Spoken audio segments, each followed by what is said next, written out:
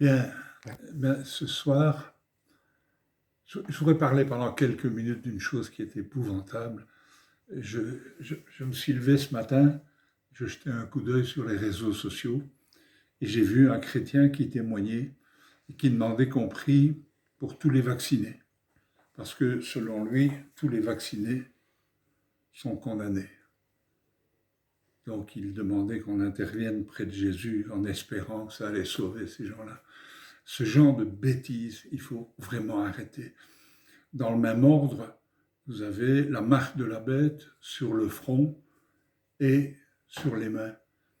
Alors déjà, s'il y a quelqu'un qui connaît une personne avec la marque de la bête sur le front, je peux vous donner mon numéro de téléphone, vous m'appelez, ça m'intéresse de la rencontrer. Le seul problème, c'est qu'il n'y en a pas.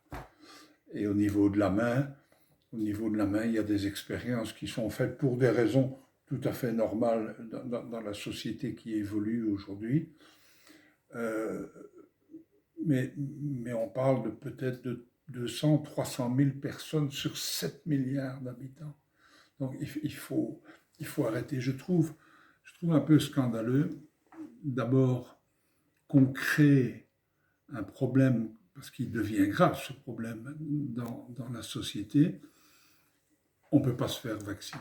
On ne peut pas se faire vacciner parce que c'est anti-biblique, c'est ridicule de sortir des choses comme ça. Et je ne peux donner qu'un conseil aux gens qui sortent ce genre d'ânerie. Arrêtez, prenez votre Bible, lisez-la, réfléchissez. Il y a tellement de messages intéressants. Je pense à un message extraordinaire. Vous savez, un jour, Jésus va dire « Tout ce que vous demandez au Père en mon nom, croyez que vous l'avez obtenu et vous le verrez s'accomplir. » De la même façon, il va dire « Vous ne recevez pas parce que vous ne demandez pas. Vous ne recevez pas parce que vous demandez mal. » Là, il y a quelque chose d'extrêmement profond à analyser, à réfléchir. Si vous comprenez bien ce qui est écrit, Jésus insiste sur une chose toute simple. Il dit, si vous aviez de la foi comme une graine de sénévé, vous diriez à cette montagne de se jeter dans la mer et elle se jetterait dans la mer. Mais il faut aller plus loin. C'est vrai ce que Jésus dit. Il faut comprendre que c'est vrai, ce n'est pas des mots en l'air. Là, ce n'est pas une métaphore, ce n'est pas une image. Jésus essaie de nous montrer dans de nombreux passages dans la Bible que si nous avions une foi solide, il y a plein de problèmes qui seraient réglés. Et je pense tout particulièrement aux malades.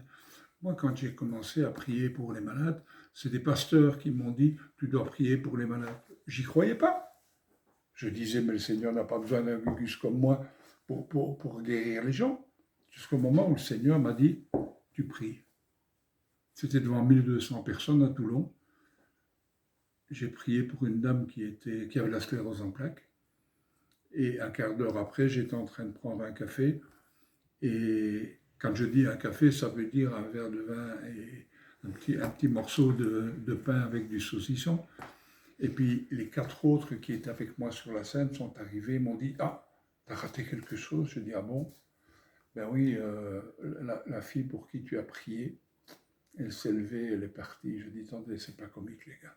Là, vous n'avez rien compris. Mais attends, Guy, on ne plaisante pas. » Et à ce moment-là, il y a une voix dans mon cœur, pas dans l'oreille, qui m'a dit « Tu n'y crois pas, on va continuer. » Et là, j'ai commencé à avoir D'abord, j'ai vu des guérisons, puis j'ai vu des miracles, et ça continue. Et ça continue. Or, je n'ai pas de don spécial. Simplement, plus je lis la Bible, et plus je me rends compte à quel point Jésus veut qu'on réfléchisse profondément sur sa parole. Voilà, c'était ce petit message aujourd'hui, je voulais vous lancer.